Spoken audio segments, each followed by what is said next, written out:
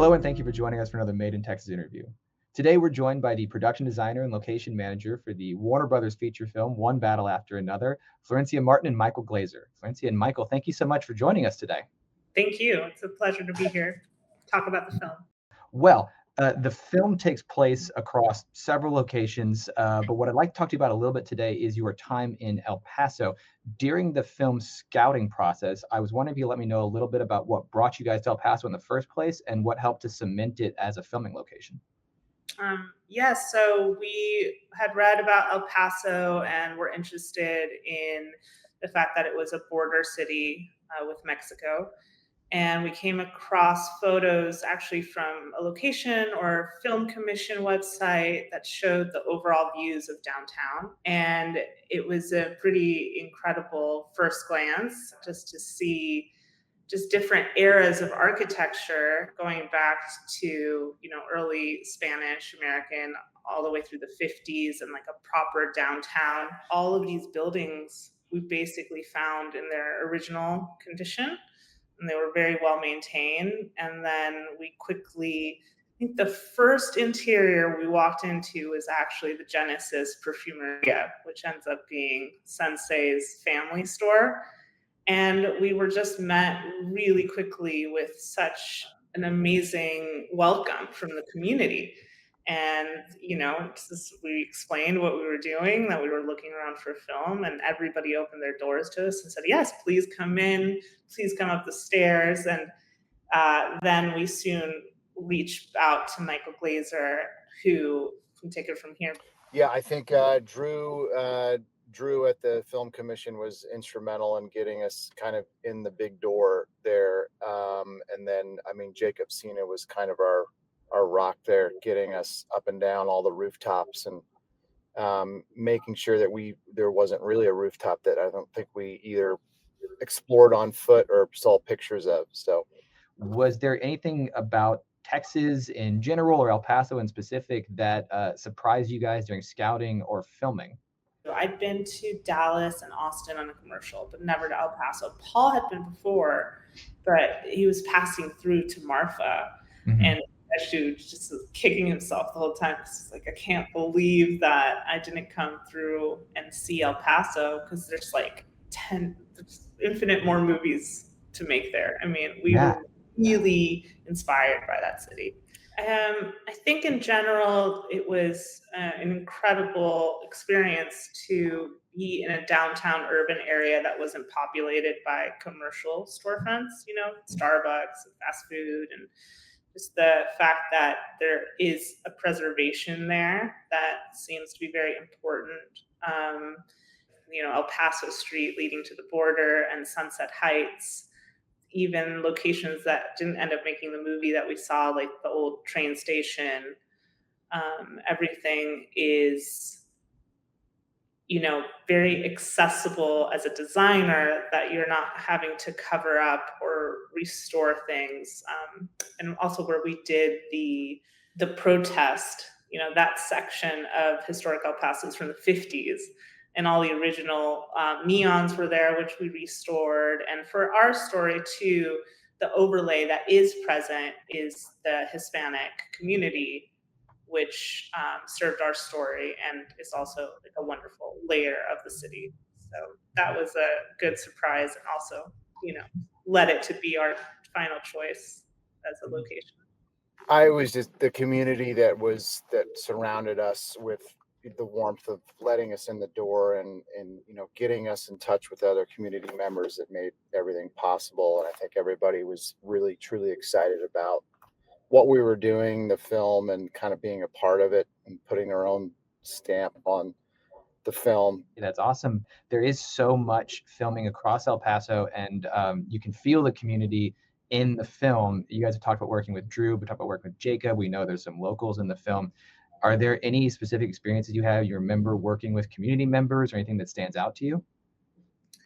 We could talk about this probably for hours, because it was just such a pleasure every day to walk 2 blocks to work and know every single storefront owner and have them, then be part of the film in this creative way. The church sanctuary that becomes part of Sensei's story. We met the priest, we met the woman who worked at the church. She showed us all these locations, and all of that inspired all this background story.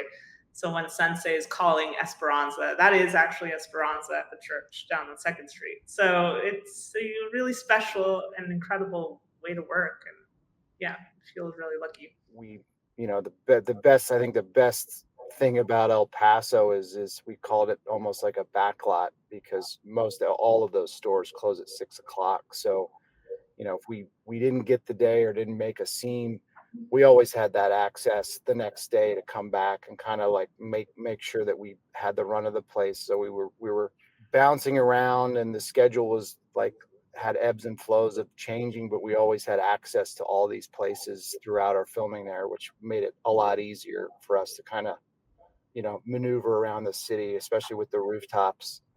And I don't know how many times we've scattered. I've actually lost count, but we knew the city very well by the time we showed up. Florencia, you kind of touched on this a little bit before, but I wanted to just see, you talked about Sensei's apartment and dojo and the storefront that's in El Paso. How much of that was pre-existing, and how much of that did you have to bring your own sort of design stamp to, and how did you incorporate, your presence on those locations? Yeah. So we ended up building Sensei's dojo in an empty storefront in downtown, top to bottom. And then we quickly go from there to Genesis storefront, which that is completely found, set, and perfect. It's like, don't touch anything. It's like this perfume store lined with hundreds of perfume bottles and stairs that led upstairs. Never did I imagine the best outcome and dream, which was we actually built the apartment on the second floor of Sensei's perfume shop. And it's essentially half a city block that was completely empty. And through our friends, Jacob Senna and Bill Helm, who helped us with engineering and cutting through walls and taking out windows off the side so we could crane up the built walls and all the furnishings, we built a long hallway that was lined up with a trap door that led down to Bolsa Coqueta. That became an exit point, as we know, the roll carpet gag for Sensei. And then I built into the existing doorway a fake water closet that led to the back room of the flower shop, which was one block behind us. So because we knew the city so well, we were able to integrate and create this like labyrinth for Bob and Sensei to move through. And they really understood, like they themselves walked through all the sets, did rehearsals for multiple days. So they understood like the layout of the world that we had created. And our favorite, one of our favorite alleys in the world, which it's hard to see at night, but those have telephone poles that lead all the way to the border. And it's one of the most spectacular locations. So yeah, that was our built world, found and built world of Sensei. A few of us in the office have had the opportunity to see the movie in El Paso with the community down there. The rest of us who haven't been able to get to El Paso, we've just been able to see the sort of incredible response the film has gotten here in Texas and the rest of the country. And I'm just wondering what it's been like for you guys to have this film go out in the world and share it with people. I think the premiere in El Paso kind of really hit me over the head of how influential the community was to the film and how much pride they took in watching the film and how surprised they were with how much El Paso made it and kind of was at the forefront of the film. I mean, that's rare to be that satisfied as a location manager slash, filmmaker to see everybody around you so like vitrally proud of city, like they're incorporated into the film. All that was really great to see. And I mean, Jacob and Drew and Bill and hundreds of other people that kind of came together to help us. And we didn't compromise. We had seen every inch of that place, and we used the best of El Paso, the most real El Paso, I think. it was incredible to see the response live. I mean, every time El Paso would come up, there was just this huge cheer for the audience, and I don't think I hope almost to never recreate that. It was a really special experience. It's amazing that the film has had this reception, and especially proud that it's been received well by the community of El Paso.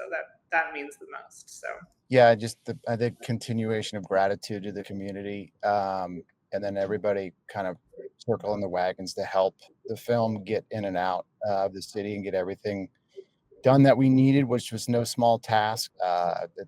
It hopefully was represented in the film, and I think it was, with how El Paso kind of sticks out. If you've ever been there, you know where you are when you're watching the film. Absolutely. Well, guys, Florencia, Michael, thank you so much for taking the time. We really genuinely appreciate it. Thank you for the work you've done, and thank you for helping to make this movie in Texas. absolutely. Thank you for having us. Yep. Thank you.